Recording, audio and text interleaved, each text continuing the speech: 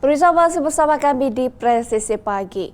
Kita beralih ke informasi mancanegara. Pemirsa, perlindungan perbatasan Amerika Serikat bertanggung jawab untuk memeriksa barang-barang yang keluar dari negara ini. Salah satu tugas mereka adalah mencegah pengiriman mobil curian ke Afrika yang banyak dilakukan melalui pelabuhan Baltimore di negara bagian Maryland. Berikut laporan Helmi Johannes dari VOA. Lembaga Bea Cukai dan Perlindungan Perbatasan Amerika CBP punya tugas sulit, yakni mencoba mencegat semua mobil curian yang keluar dari negara ini.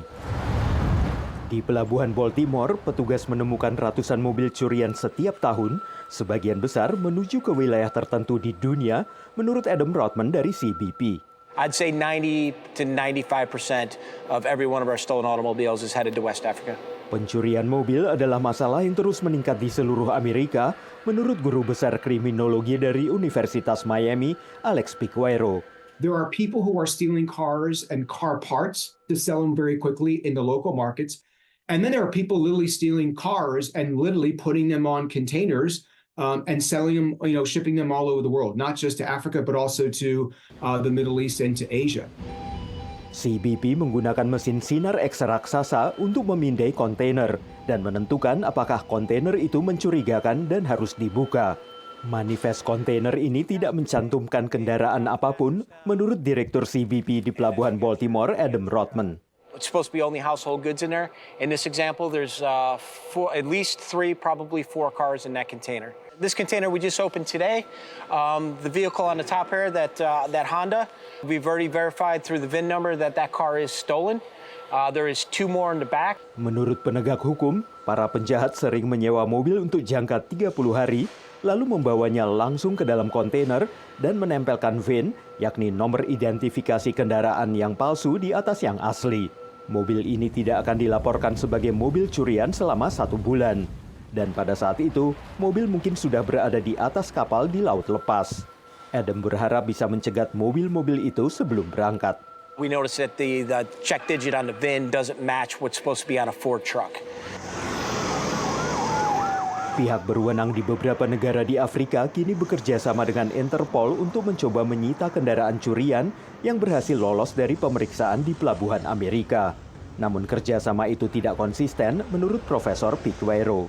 Some governments will play nicer and other governments won't. You can't search every container. That's why the security at the port is so critically important. Dengan banyaknya pembeli yang mencari diskon dalam membeli mobil bekas dan seringkali tanpa bertanya asal-usul kendaraan, maka kemungkinan besar tidak akan terjadi perlambatan dalam peredaran global kendaraan curian. Dari Washington DC, saya Helmi Johannes dan tim VOA.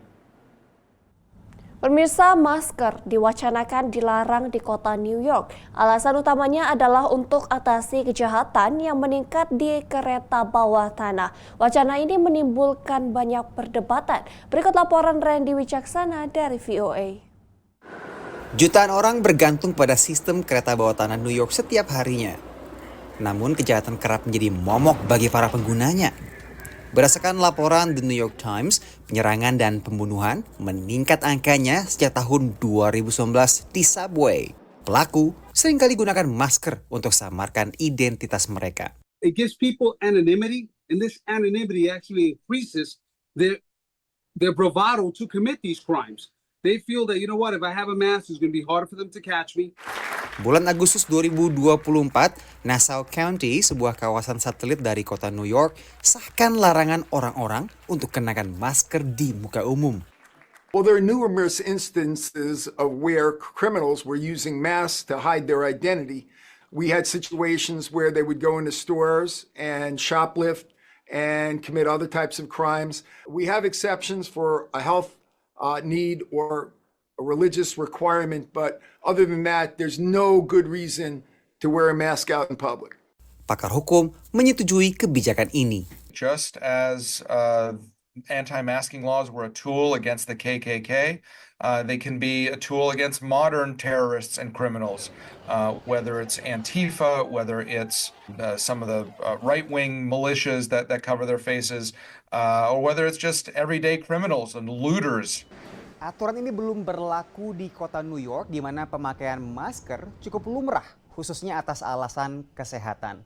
Wacana ini ditentang oleh para aktivis yang khawatir kebijakan ini bisa masuk ke ranah hak privasi warganya. Anytime, the government dictates what a person can and cannot do in a public space and criminalizes the act of wearing a piece of apparel, there is a constitutional problem with that and raises a number of concerns about inappropriate government overreach into people's lives.